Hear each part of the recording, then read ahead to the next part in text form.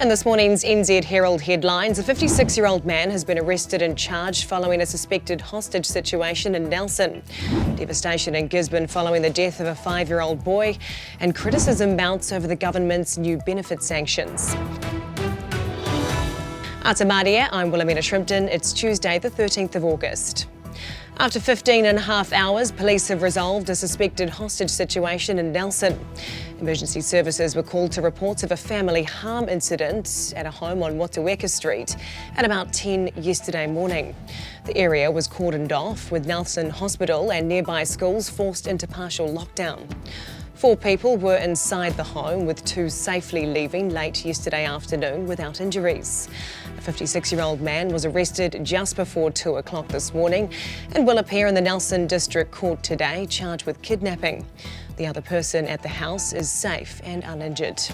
Gisborne's mayor says the district is devastated after the discovery of the body of a missing 5-year-old boy.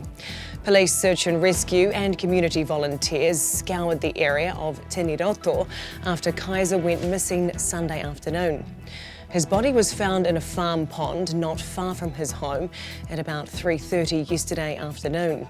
Riette Stoltz says the news has been tragic. Our community is in mourning. It is such a heartbreaking time, and we just send our thoughts, our aroha and our prayers to Kaiser's whānau in this very, very sad time. Labor says placing beneficiaries on money management will have the opposite effect of what the government is intending. Under a suite of new measures, job seekers who fail to meet obligations will be sanctioned, including having half their benefit being put onto a payment card for essentials only. The government says the measures will get more people into jobs, but Chris Hipkins claims taking away people's autonomy will actually make them more dependent on the state. There's plenty of evidence to suggest that the more subservient you make people, the less likely they are to end up in sustainable long-term employment where they can stand on their own 2 feet. There are fears congestion charges may not be implemented effectively in New Zealand.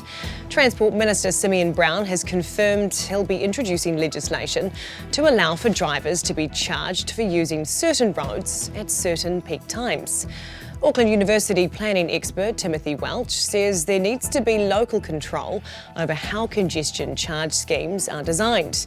He says there are other aspects the government hasn't been clear on. It also raises a lot of questions about how revenue raised from congestion charging will be used and our preparedness to implement such a scheme. The economic downturn is continuing to be felt in the construction sector.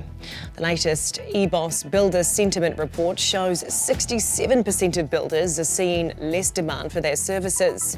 Businesses are now working at 67% capacity on average, down from the peak of 83% 2 years ago. And those are the latest NZ Herald headlines. For more news worth knowing, head to nzherald.co.nz.